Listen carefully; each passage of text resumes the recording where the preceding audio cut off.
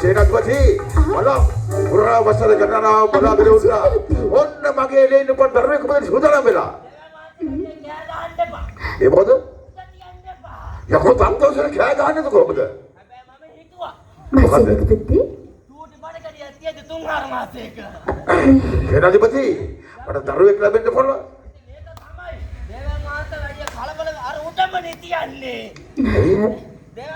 මොකද මාසෙකට පිටි රිපිට කලාතුරක ගහලා මොකද්ද මොනවද කියන්නේ මොකක් ගැනද මේ සේනාධිපති කියවන්නේ ඒක තමයි ස්වාමීනි ඕකත් මිනිස්සු අනේ තමයි දැන් කොහෙද දරුගම පිළිපිට පිටලා තින්නේ මොණ්‍යා යකෝ පොඩක් ගත්තේ අපා කියවගේ මහේසිකාවට දරුවෙක් ලැබෙන්න ඒ මගේ ලේන උඹ දරුවා නොවේද අනේ එතන මාසෙකට පිටි සේනාධිපති මගේ ආතරවර මහේසිකාවට දරුවෙක් ලැබෙන්න ඒ තන්තෝසරයි මං කෑ ගහලා හඬ දුන්නේ මොකද මාසෙකට පිටි කොහෙද යන්නේ බලන්නක ස්වාමීනි හොඳයි සේනාධිපති කරුණු කාරණා හොඳට වැටහෙනවා ඒ මොකද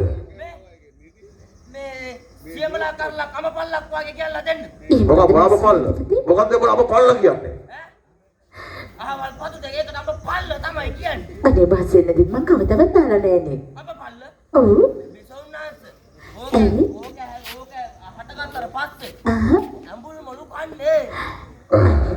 සේනාධිපතිට ඔය ගැන මනාදනමක් තියෙන්න පුළුවන්.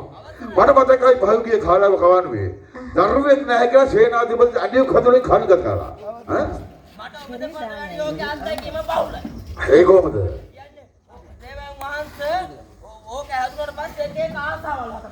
ඒ කියන්නේ? හා. මම මේ හඬ දැස්තුනේ සේනාධිපති. දරුවේ නැතුව හිටපොට දරුවෙක් වරම ලැබුණේ කොහමද? හා.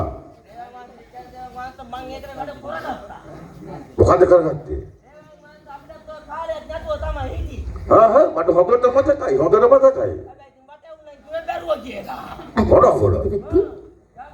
අවාසනාව වෙන්නේ. අවාසනාව. ඒක මොකද්ද? මොකද මොන කිව්වේ? මොකද කිව්වේ බැරි කොක්ක කියලා? එහෙමද? හැමෝම හිතාගෙන ඉන්න එහෙම දැන් හිතන් ඉන්න ඇති.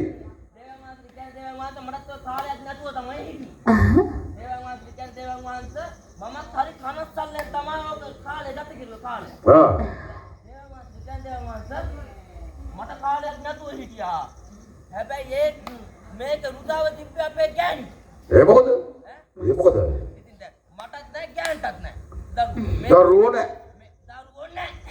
දේවන් වහන්සේ දැන් ගෑණි මායි එන කනස්සල්ලෙන් ඉද්දි ගෑණට වගේ රුදාව ඇතුණා නැන්දම්මට. ඒ මොකද? නැන්දම්මට රුදාව වෙන්නේ. නැන්දම්මට රුදාව ඇතුණා කියන්නේ දේවන් වහන්සේ. ගෑණටයි මටයි නැත්නම් අපේ නැන්දම්ම තමයි කෑ ගහන්නේ. මොකද කියන්නේ නැන්දම්මා? දේවන් වහන්සේ අපේ නැන්දම්ම මට කාලයක් අද කිව්වනේ පුස්සා කියලා. මොන? පුස්සා කිව්වා. පුස්සා. දෙපොඩ පුස්සා කිව්වා. මොකද පුස්සා කියන්නේ? ඒක තමයි සමහර බලන්නකෝ දරුවෝ නැති එකට. අනේ බලාපක කුයි තරංග අසෝබනයිද? ඕක දේවන් වහන්සේ අපේ ගෙදර අපේ මේ ගෑණිගේ මල්ලියාගෙන අපේ මස්නා. හා. ඕක හැමතැනම කියලා. අපේ මස්නා පුස්සන්. හැමතැනම කියලා. බලන්නකෝ මාසෙකට අපේ පිටි මස්නා දේවන් වහන්සේ කාටු වෙවේ ගෑනුත් කියනවා අයියම පුස්සා. මාසෙකට පිටි ඒ කියන්නේ පුස්සාගේ නම පඩ බැඳුනා. ඔව් පුස්සා කියන නම පට බැදුනා. දේවන් වහන්සේ. හැබැයි මමත් දේවන් වහන්සේ ඔකට වැඩක් කරගත්තා තාම. මොකද කරගත්තේ උඹ? දේවන් වහන්සේ හැමදාම දේවන් වහන්සේ මම ඉතින් රාජමන්දිරේ එද්දිත් එන්නේ එහෙන කනස්සල්ලේ යද්දිත් යන්නේ එහෙන කනස්සල්ලේ. ඒ මොකද? දරුවෙක් නැති හින්දා. මමත් ওই දුක වින්දානේ. ඊපස්සේ විසුණුවන්සේ දවසක් රාජමන්දිරේට එද්දි හා. ඉන්නවා ලොක්කෙක් කියන්නේ සාමාන්‍ය මහලු පුද්ගලෙක්. වයෝවෘද්ධ පුද්ගලයෙක්.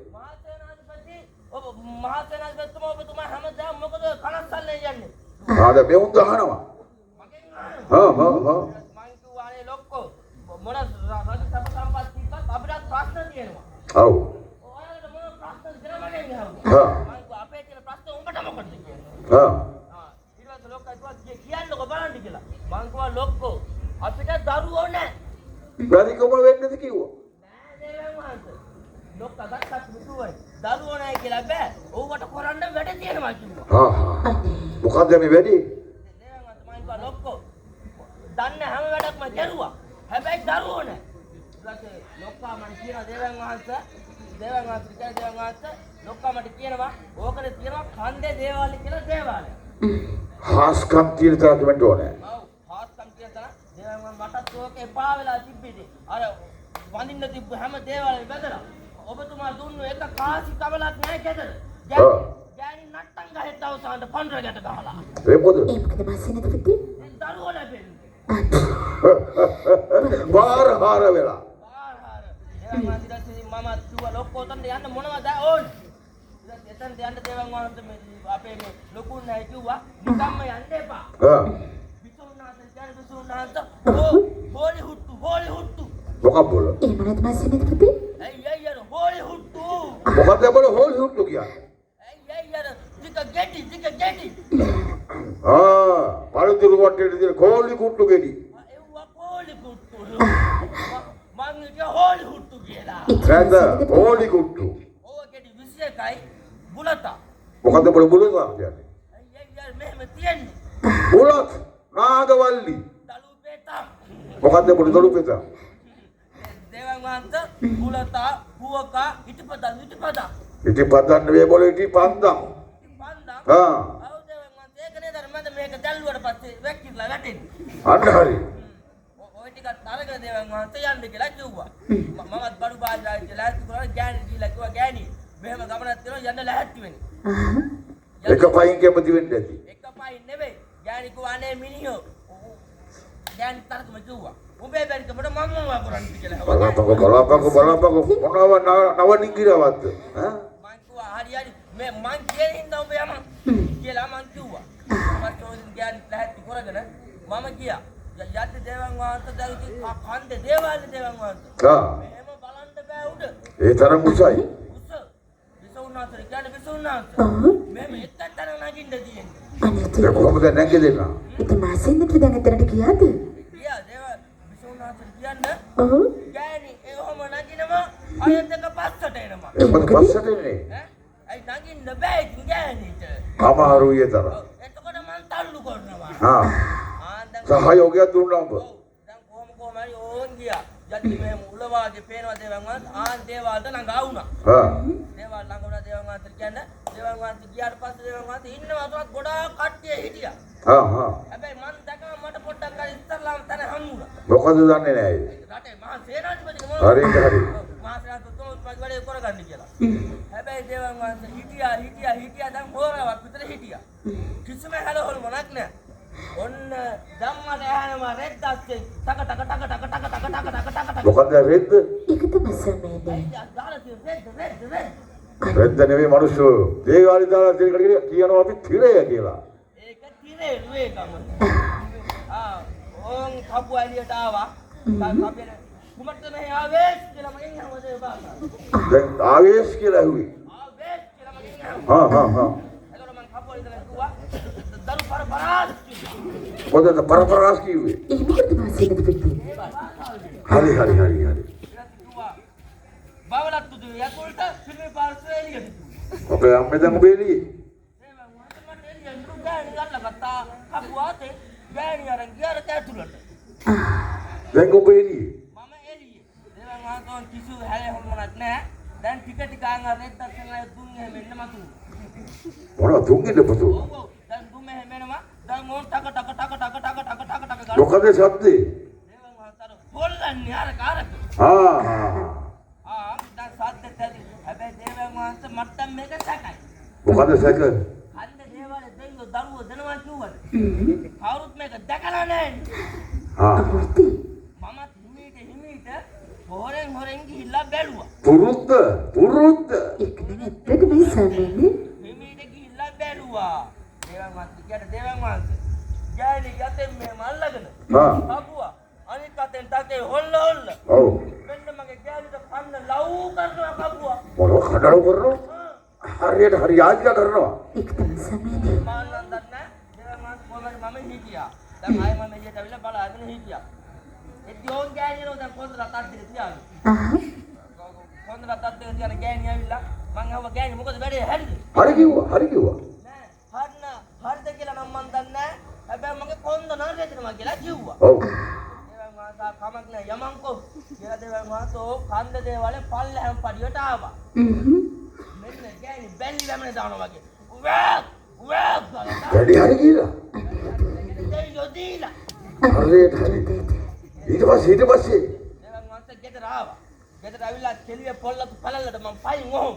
ඒ මොකද? නන්දම්ම. මං කිව්වා මේ නන්දම්ම ඕ පුස්සා හරි ගිහිල්ලා. ඊට පස්සේ මොකද කිව්වේ? නන්දම්මත් දැන් මොකවත් නැහැ දේවල් මාත් නන්දම්මත් දැන් ගොන් බිම්බලානේ ගියා. කොහමද කෙමින් කාලේ ගත වුණා. මෙන්න පළවෙනි දරුවා අපේ ගෑනට හම්බුනා. හරි. විසුණා දෙකන විසුණා. ඔව් මාසෙනේ.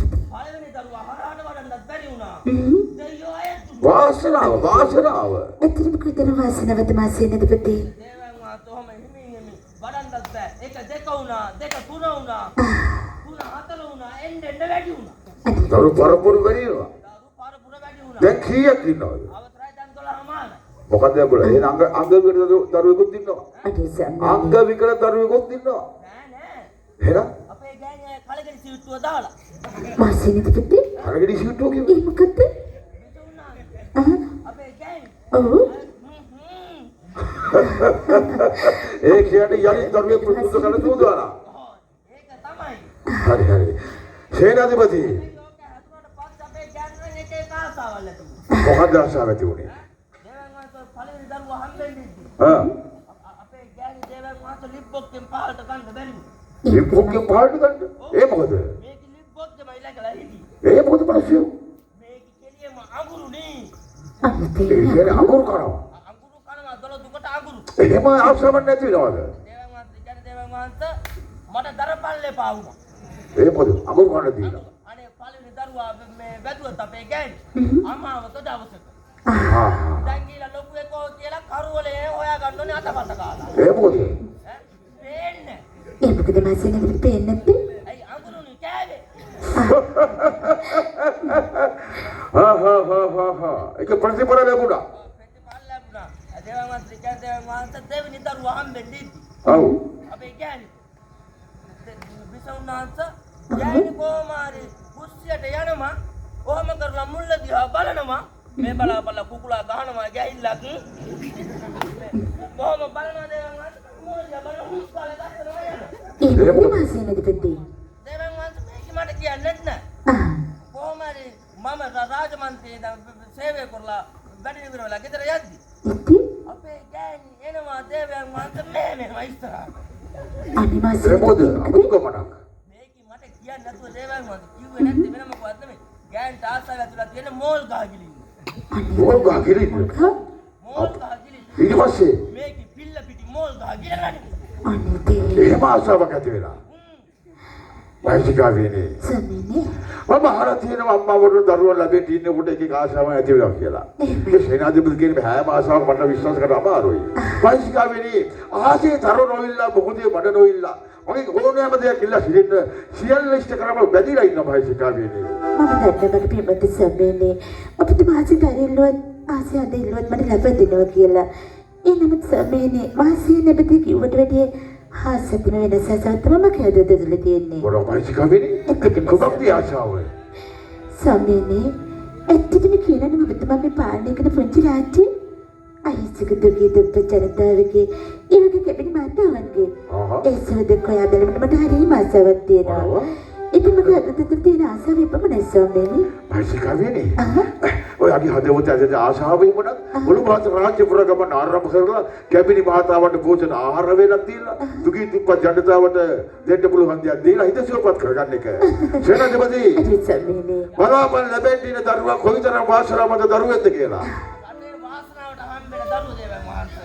එහෙනම් බලාපන් අරව කන්න මේව කන්න ආසාවට දෙන කාලයක මගේ මහේසිකාවට ඇදලා දෙන බලු මහත් රාජ්‍ය පුරා ගමන් කරන්න. දේවන් වහන්සේ අපේ සියලු කටයුතු සූදානම් කරනවා. ජනාධිපති මේක කාලරට පුළුවන් කාරණාවක් නෙවෙයි. මගේ ප්‍රථම දරුවා. එහෙම හෙට උදේම මේ ගමට අවශ්‍ය සියලු සූදානම් කරන්න ඕනේ අප.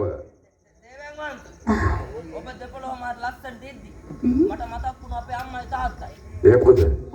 නෑ අපේ අම්මට තාත්තලා යොත්තර සුන්දර අතීතයක් තිබුණේ ඇයි? නෑ.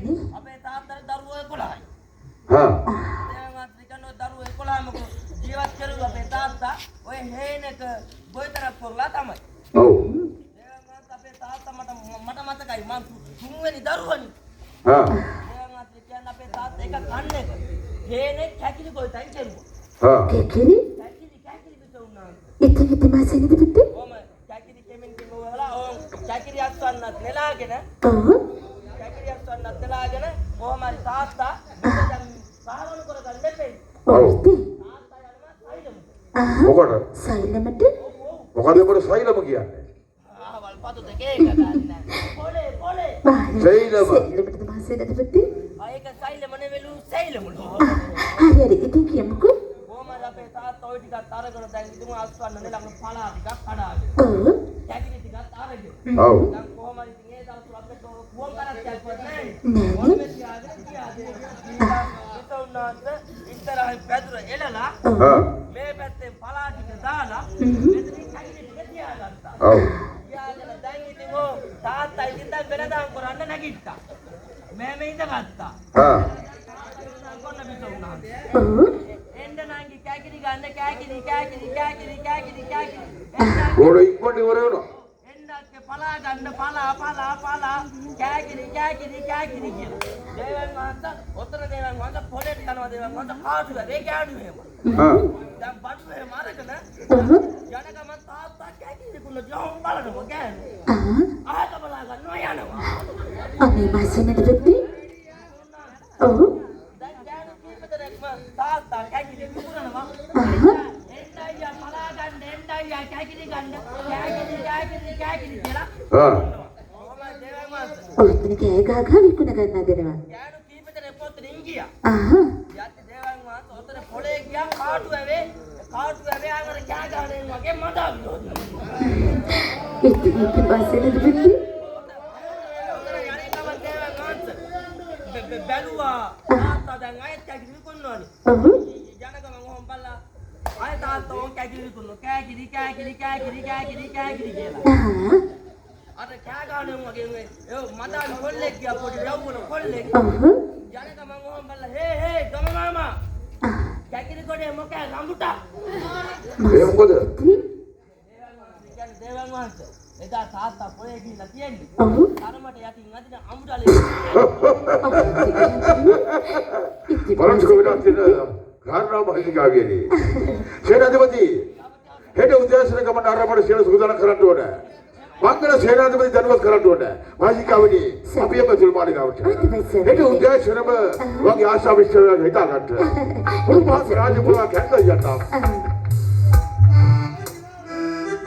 රවුසේ කිවිලා